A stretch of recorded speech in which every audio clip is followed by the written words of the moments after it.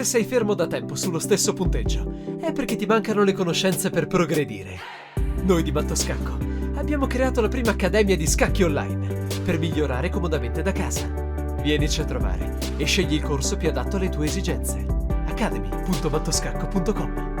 Ciao a tutti amici di Mattoscacco, ben ritrovati. 6 su 6 sono i punti ottenuti dal giovanissimo grande maestro indiano Gukesh, che dall'altissimo dei suoi 2684 punti, con la sua sesta vittoria consecutiva, ha una performance chiaramente incredibile, superiore a 3300 punti. Vedremo come andrà fino alla fine, vedremo se riuscirà a reggere questo ritmo incredibile e durante il torneo. Stiamo parlando delle Olimpiadi di scacchi. Oggi, sesto turno, la squadra giovane dell'India affronta l'Armenia, entrambe le uniche due squadre a punteggio pieno, quindi con sole vittorie. Vediamo un po' com'è andata. D4 per Gukesh, che affronta il fortissimo grande maestro armeno Sargsyan Gabriel, che risponde con D5, C4 per il bianco, E6, cavallo F3, cavallo F6.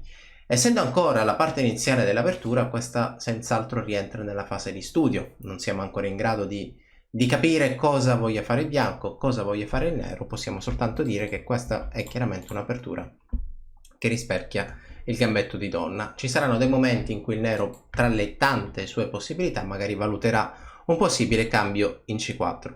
Cavallo C3 per il bianco, alfiere B4 inchioda. Siamo ancora verso le linee principali del gambetto di donna rifiutato dalla variante Rakuzin, però nomi a parte. Vediamo un po' qual è stata la gestione del grande maestro indiano, che potrebbe essere uno spunto per tutti coloro che giocano come me la posizione l'apertura del gambetto di donna. Donna 4, linea che forza un po' le mosse avversario, perché chiaramente dopo lo scacco l'attacco immediato su quest'alfiere, che dovrà essere difeso con cavallo C6. Effettivamente dopo E3 siamo nel pieno di una linea abbastanza concreta e abbastanza forzata. Rocco corto per il nero, che decide di acquisire questo piccolissimo vantaggio di sviluppo, e il bianco prosegue con alfiere D2. Alfiere D2, che seppur una mossa che rallenta il comune e frequente rocco corto, si sottrae da questa inchiodatura, che di per sé è sempre fastidiosa, perché a volte quando un alfiere in B4 inchioda un cavallo in C3, lì nell'aria ci saranno salti in E4 del cavallo dell'altro cavallo nero, che chiaramente creeranno parecchi fastidi. Pedone per C4 sulla scacchiera, alfiere per C4, cambiare in C3 per il nero non avrebbe assolutamente alcun senso, perché sarebbe cedere immediatamente una coppia degli alfieri con un centro aperto e delle posizioni dinamiche per il bianco. Dunque alfiere di 6 sulla scacchiera. Qual è l'idea? L'idea è ovviamente quella di reagire al centro. Ricordiamo che ogni qualvolta un giocatore ha un ritardo di sviluppo, comunque sia, si troverà ad affrontare una posizione dove l'avversario avrà il re al centro, la reazione ideale è sempre quella di aprire la posizione. Donna C2, si rientra, è il momento di riorganizzare i propri pezzi in attacco, e dopo E5 sulla scacchiera cambia il centro, cavallo riprende e alfiere E2. A questo punto, come vedete, il bianco sta cercando di ritardare il proprio arrocco, ancora non vuol far capire se voglia arroccare corto o voglia arroccare lungo, e questo è un approccio molto interessante da parte del giocatore indiano, che, come vedremo, o comunque come abbiamo visto in altre occasioni, in altre situazioni, è un giocatore molto creativo, dinamico, che non si tira indietro nel giocare arrocchi contrapposti. Infatti qui Sargsyan gioca la cattura in F3, alfiere per F3 la più frequente, la più normale, pedone per F3 già fa capire le intenzioni di questo giovanissimo giocatore con il bianco. G per F3 ovviamente apre la colonna G, alla prossima vedremo un arrocco lungo per poi attaccare rapidamente l'avversario. Con arrocchi contrapposti, e quindi qua già il giocatore armeno intuisce che se bianco ha rovinato la struttura voglia arroccare lungo, con arrocchi contrapposti l'importante è cercare di prendere l'iniziativa con i propri pedoni. A6 giocata, rocco lungo, B5, mossa che chiaramente è il modo più rapido per attaccare quel cavallo sul quale potremo guadagnare dei tempi. Torre G1, mossa spontanea, arriva B4, attacca il cavallo che, saltando al centro, ovviamente si dirige verso il avversario. Si dirige verso il avversario, ma in realtà vuole anche cercare di eliminare un possibile difensore. Tatticamente, facciamo attenzione, c'è una mossa invisibile, o forse sì, comunque c'è un alfiere per B4 nell'aria sfruttando l'inchiodatura dell'alfiere in D6 contro la donna. Cavallo per E4, pedone per E4 e donna E7 sulla scacchiera. A questo punto F4 e vediamo un po' quanto già diventa difficilissimo giocare per il nero, che forse potrebbe proseguire con F6. Qual è l'idea? Il nero potrebbe essere F6 per impedire che 5 guadagni spazio, però è una posizione molto difficile perché arriva torre G3, un possibile raddoppio, come vedete abbiamo dei temi di sacrificio in G7, potrebbe arrivare alfiere C4, donna B3 per attaccare sulla diagonale. Qui direi che il bianco ha già preso quel minimo di iniziativa che potrebbe garantirgli poi un vantaggio.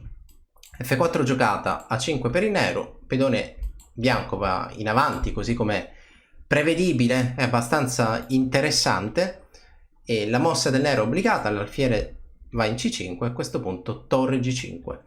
Siamo nel pieno di un attacco. Adesso la scelta del bianco è capire qual è la casa migliore per raddoppiare le torri. Se la torre fosse andata in G2 probabilmente sarebbe esposta a dei possibili attacchi. Immagino che alfiere B7 da lontano, puntando quella torre in G2, possa accelerare in parte lo sviluppo dei pezzi neri. Torre G3 probabilmente è stata esclusa per qualche motivazione tattica, magari in alcuni casi questa torre bisognerà difenderla perché su donna H4, donna per H2 poi ci potrebbero essere delle minacce. Torre G5 neutralizza l'azione della donna avversaria, si prepara al raddoppio e chiaramente tiene sempre sotto controllo questo punto F6. Vi mostro una possibile sequenza. In caso di F6 potrebbe seguire scacco e quando il re avversario si sposta, qui già ci sono dei temi di matto proprio perché quella torre si è sviluppata in H5, in G5.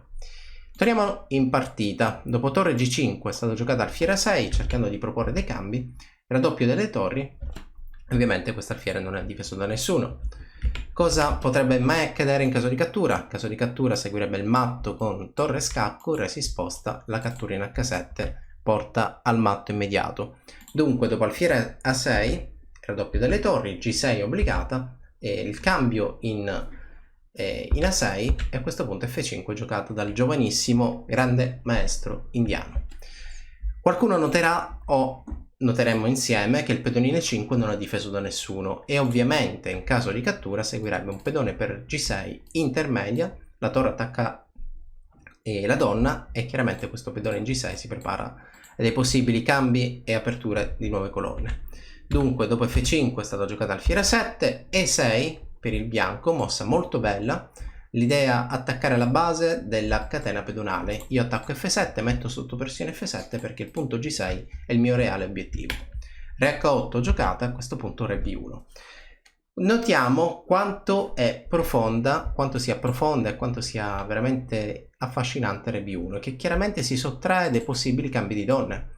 Immaginate che noi da bianco siamo pronti nell'attaccare il nostro avversario, poi a un certo punto lui mi gioca donna C5 e cambia tutto e sarebbe chiaramente tutto da rifare. Pedone per F5 sulla scacchiera e adesso la mossa veramente bella di parte di Gukesh, che probabilmente sfuggì dal suo avversario, è stata alfiere per B4. Mossa tattica, e come tutti sappiamo i giocatori indiani sono dei giocatori tattici incredibili, perché donna per B4, guardate quanto sia profondo il calcolo del giovane grande maestro Gukesh. Donna G2, si minaccia matto, si può impedire questo matto? La risposta è no. Donna E4 potrebbe proporre il cambio delle donne, è unico modo per ritardare lo scacco matto e dopo il cambio chiaramente il parziale dice occhio perché il nero ha un pezzo in più. Però il nero ha ancora questa intermedia, E7 minaccia la cattura della torre e ovviamente torre 8 obbligata, però dopo torre G8 elimino quella torre, elimino il difensore e promuovo e come vedete la posizione dal nulla diventa assolutamente vinta. Re fugge in G7, scacco intermedio, la torre si difende, donna scacco intermedio per cercare di peggiorare la posizione dei pezzi avversari e questa qui è chiaramente la posizione che ne deriva. Come vediamo la donna in E5 domina la scacchiera perché questo pedone è difeso, adesso il pedone A insieme al pedone B comandano e anche dal punto di vista materiale chiaramente la posizione la bilancia pende a favore del bianco. Questa è una posizione assolutamente sotto controllo e dopo donna B4 il giocatore armeno si arrende. Per quale motivo in caso di torre 8 seguirebbe donna b5 con scacco e cattura della torre, e in caso di re g8 lo stesso, perché l'attacco arriverà dalla colonna G. Cosa c'è da dire? Nonostante la vittoria di Gukesh, la sesta vittoria consecutiva per lui, la sua giovanissima squadra ha perso con l'Armenia, che mantiene la prima posizione in classifica e domani affronterà gli Stati Uniti. Rivediamo insieme la partita, che è andata appunto verso questi seguiti del gambetto di donna rifiutato. Dopo donna 4 si va verso una linea forzante in cui il bianco obbliga il nero a posizionare un cavallo in c6, magari non era proprio la scelta che voleva adottare il giocatore con il nero. Alfiere 2 è interessante, probabilmente cavallo per f3, che poi la mossa della partita, è un'imprecisione, perché permette questo gioco, che poi si è verificato per il bianco, che crea chiaramente un gioco dinamico in cui il bianco attacca. Finché un giocatore attacca, difficilmente potrebbe essere attaccato. Quindi quell'iniziativa che, come abbiamo visto, dopo f5 è stata supportata da e6, e finché si è creata questa combinazione con alfiere per b4, momento decisivo che porta alla vittoria del bianco. Il resto della partita abbiamo visto come è andato: donna g2 minacciando matta in g8, il cambio delle donne obbligato, e dopo e7, e anche qui situazione di sovraccarico. Quando si verifica una situazione di sovraccarico? Quando ci sono più pezzi che svolgono, quando c'è un pezzo che svolge più ruoli. Quindi in questo caso la torre voleva evitare la promozione del pedone, voleva evitare il matto. Si può fare tutto? No. E quindi la partita continua in questo modo. Dopo qualche scacco la posizione si è conclusa a favore del bianco, sesta vittoria consecutiva per lui. Vedremo come si comporterà nella parte finale del torneo. L'invito è sempre lo stesso: seguite, io lo seguo, seguite Mattoscacco, e appuntamento alla prossima. Ciao a tutti!